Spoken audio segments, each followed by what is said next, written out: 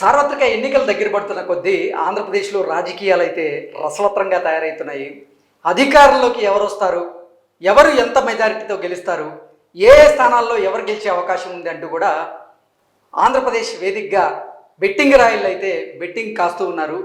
కేవలం ఆంధ్రప్రదేశ్కే పరిమితం కాలేదు, హైదరాబాద్లో ఉన్నటువంటి సీమాంధ్రులు కూడా అసలు రాయలసీమలో, ఉత్తరాంధ్రలో, అలాగే కోస్తాంధ్రలో ఎవరు ఎన్ని సీట్లు దక్కించుకోబోతున్నారు, ఎవరు అధికారంలోకి రాబోతున్నారు అనేటువంటి అంశాల మీద బెట్టింగులు కడుతున్నటువంటి నేపథ్యంలో అసలు ఏ అంశాల మీద బెట్టింగులు కడుతున్నారు అనేది ఒకసారి మనం చూసేటువంటి ప్రయత్నం అయితే చేద్దాం. పందెం కోట్లు, ఏపీ ఎన్నికలపై పందెం కాయ్ రాజా కాయ్. ఆంధ్రప్రదేశ్ ఎన్నికలపై జోరుగా బెట్టింగులు. ఆంధ్రప్రదేశ్తో పాటుగా హైదరాబాద్లో వేల కోట్లలో బెట్టింగులు. అసెంబ్లీ ఎన్నికల్లో విజేతపై కాయ్ రాజా కాయ్. కూటమికి 100 స్థానాలకు పైగా సీట్లు వస్తాయని బెట్టింగ్ రాజాల అంచనా. కూటమి విజయం పైన 1కి 10 రెట్లు పందాలు. గోదావరి జిల్లాల్లో కూటమి క్లీన్ స్వీప్ పై జోరుగా పందాలు. వైసీపీ సెకండ్ ఛాన్స్ పైన కొందరి బెట్టింగులు. అభ్యర్థుల మెజారిటీ పైన జోరుగా బెట్టింగులు. పిఠాపురం, మంగళగిరిపై ఎక్కువ మందిలో ఆసక్తి. పవన్, లోకేష్ మెజారిటీ పైన భారీ బెట్టింగులు. కడప ఎంపీ సీటు పైన కోట్లలో పందాలు. అవినాష్ రెడ్డి, షర్మిల గెలుపు ఓటములపై బెట్టింగ్ సర్కిళ్లలో ఉత్కంఠ. పులివెందులలో జగన్ మెజారిటీ భారీగా తగ్గుతుందని అంచనాలు. జగన్ ఆధిక్యంపై భారీ స్థాయిలో పందాలు.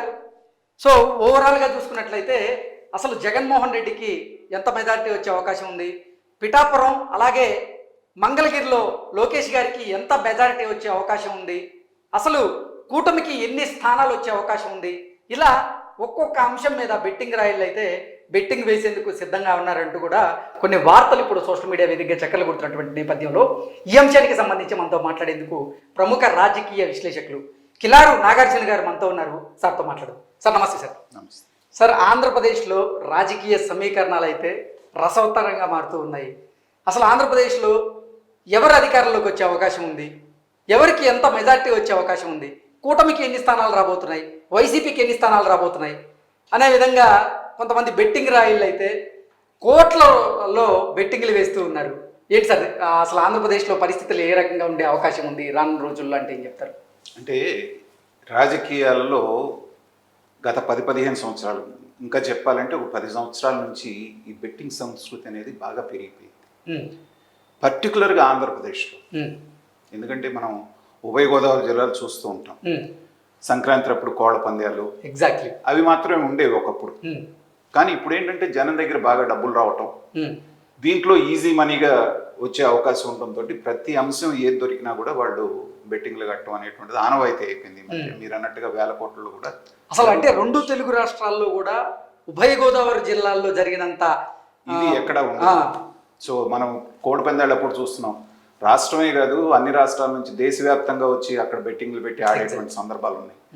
వైనాట్ 175 అనేటువంటి నినాదంతో ఎన్నికలకు వెళ్ళినటువంటి వైసీపీ ఒక పక్కన 5 సంవత్సరాలు అధికారానికి దూరంగా ఉండి అనేక రకాల ఒడిదుడుకులు ఎదుర్కొని, కేసులు ఎదుర్కొని, చంద్రబాబు నాయుడు గారు స్వయంగా జైలుకి వెళ్ళి వచ్చినటువంటి తెలుగుదేశం పార్టీ ఒక పక్కన ఉన్నప్పుడు ఈసారి పోరు అనేటువంటిది చాలా ఉత్కంఠగా ఉంది.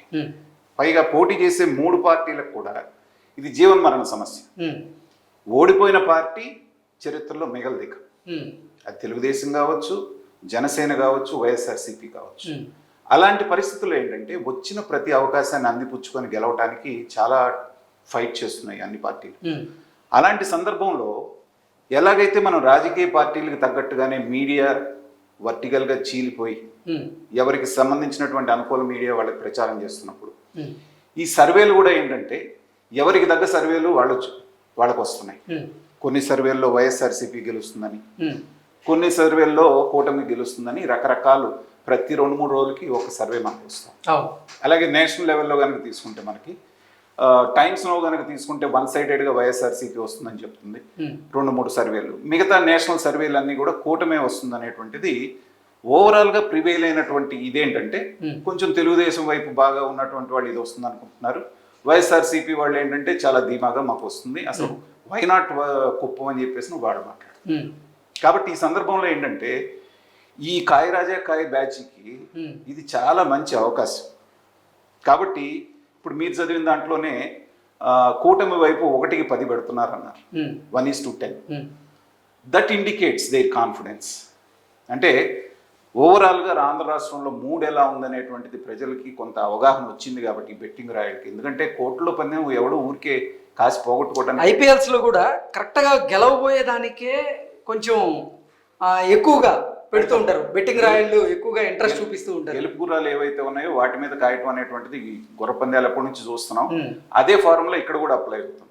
తర్వాత మీరు చెప్తే ఆశ్చర్యపోతారు, తుళ్ళూరులో ఒక సిద్ధాంతం ఉన్నాడు నాకు బాగా కావాల్సిన ఆయన స్పెషాలిటీ ఏంటంటే ఈ జ్యోతిష్యం దీని మీద. ఈవెన్ ఐపీఎల్ బెట్టింగ్లు కూడా ఆయనే చెప్తుంటాడు. ఆయన దగ్గర ముహూర్తం పెట్టించుకొని ఏది గెలుస్తుందో చూసి దాని మీద పందెం కాస్తూ ఉంటారు. అలాంటి ఇది స్థాయికి వెళ్ళిపోయారు మన ఆంధ్రప్రదేశ్ ప్రజలు. కాబట్టి ఏంటంటే అందు వచ్చిన అవకాశం ఏది కూడా వాళ్ళు వదులుకోకుండా, మనం ఎన్ని మాట్లాడినా ఎవరు వస్తారు ఏంటి అనేటువంటిది మన విశ్లేషకులుగా మనం ఎంత చెప్పినా గ్రౌండ్ లెవెల్లో తిరుగుతున్నటువంటి వాళ్ళే బెట్టింగ్లు కాస్తున్నారు. కాబట్టి 1:10లో వాళ్ళు కాస్తున్నారంటేనే వాళ్ళ కాన్ఫిడెన్స్ ఏంటనేది అర్థం అవుతుంది. మొన్నటిదాకా ఏమంటున్నారు, తెలుగుదేశానికి ఆయన రెబల్ అవుతాడు అనుకున్నారు, సమస్య పోయింది. వాళ్ళు అదే వర్మ గారు వెళ్ళి 1,00,000 మెజార్టీతో గెలిపిస్తానికి కంకణం కట్టుకొని తిరుగుతున్నారు. అలాగే నారా లోకేష్ పరిస్థితి మంగళగిరిలో ఎలా ఉందో చూసాం. కాస్తో కూస్తూ అక్కడ పలుకుబడి ఉన్న రామకృష్ణారెడ్డిని తీసి పక్కన పెట్టారు. తర్వాత ఏదో గంజి చిరంజీవి ఆ వీవర్ కమ్యూనిటీ అని ఆయన తీసుకొచ్చారు. ఇప్పుడు ఎవరో ఒక లేడీని తీసుకొచ్చి పెట్టారు. సో ఆవిడ ఎంత ఫైట్ ఇస్తారనేది మనకు తెలుస్తానే ఉంది. కాబట్టి సహజంగానే గెలుపు అనేది కళ్ళ ముందు కనపడుతున్నప్పుడు ఇదే రేషియోలో నడుస్తూ ఉంటాయి పందాలు. అయితే ఏంటంటే ఇది ఒక విష సంస్కృతి మనకి ఉండకూడనటువంటిది. కానీ వాళ్ళ డబ్బులు వాళ్ళ ఇష్టం, మనం చేయగలిగింది ఏం లేదు. కాకపోతే డబ్బులు పోగొట్టుకొని ఎవరు ఆత్మహత్యలు చేసుకోకూడదని మాత్రమే మనం కోరుకోవాలి. ఓకే సార్, ఇంకొకటి చూసుకున్నట్లయితే అసలు జగన్మోహన్ రెడ్డికి గతంలో చూసుకున్నట్లయితే కొంచెం భారీ మెజారిటీ వచ్చేది. కానీ ఈసారి జగన్మోహన్ రెడ్డి మెజారిటీ తగ్గడం ఖాయం అంటూ కూడా చాలామంది బెట్టింగ్లు కాస్తున్నారు. అంటే ఏంటి అసలు, అంటే పులివెందుల్లో జగన్మోహన్ రెడ్డికి వ్యతిరేక పవనాలు వీస్తున్నాయని ఆంధ్రప్రదేశ్ ఓటర్లు భావిస్తున్నారా? అందుకే అటువైపు పందెం కాసేందుకు మొగ్గు చూపుతున్నారా అంటే ఏం చెప్తారు సార్? అంటే ఇక్కడ ఒక రాజకీయ విశ్లేషకుడిగా ఆ ప్రాంతంలో ఉన్న కొంతమంది నాయకులతో నేను రెగ్యులర్గా మాట్లాడుతున్నప్పుడు ఏంటంటే, రాజశేఖర రెడ్డి గారు అంటే ఆ ప్రాంతంలో ఎంతైతే అభిమానం ఉందో వివేకానంద రెడ్డి గారు అంటే కూడా అంతే అభిమానం. ఎగ్జాక్ట్లీ. ఎందుకంటే రాజశేఖర రెడ్డి గారు అందరికి అందుబాటులో లేకపోయినా వివేకానంద రెడ్డి అనేటువంటి వ్యక్తి ఎవరైనా పని కోసం వస్తే తన కారులో ఎక్కించుకొని తన ఖర్చులతోటి వాళ్ళకి పని చేసి పెట్టే వ్యక్తి అనేటువంటి పేరు. అలాంటి వ్యక్తి అంత దారుణంగా చంపబడ్డప్పుడు, తర్వాత సరైనటువంటి న్యాయం జరగనప్పుడు, ఎవరైతే నిందితులుగా ఉన్నారో వాళ్ళు నీ పక్కన తిప్పుకుంటూ వాళ్ళకి మళ్ళీ టికెట్ ఇచ్చినప్పుడు, నీ చెల్లెళ్ళిద్దరూ బయటకు వచ్చి జరిగినటువంటి అన్యాయాన్ని పోసగుచ్చినట్టు చెప్తున్నప్పుడు ఏంటంటే సహజంగానే తగ్గకుండా ఎలా ఉంటుంది? వాళ్ళు ఎక్స్ప్రెస్ చేస్తున్నారు, మా సామాజిక వర్గంలోనే మీ ప్రపంచానికంతా వివేకానంద రెడ్డిని ఎవరు చంపారనేది సిబిఐ వచ్చినాక తెలిసిందండి. జరిగిన వారం రోజులకే మాకు తెలిసి ఎవరు చేశారు ఈ కార్యక్రమం అంతా అని చెప్పి వాళ్ళు చెప్తున్నారు. కాబట్టి ఏంటంటే తప్పనిసరిగా దాని ఇంపాక్ట్ అనేటువంటిది అవినాష్ రెడ్డి విజయ అవకాశాల మీద ఉంటుంది, అలాగే జగన్మోహన్ రెడ్డి గారి మెజారిటీ మీద కూడా ఉంటుంది. Okay sir, thank you so much.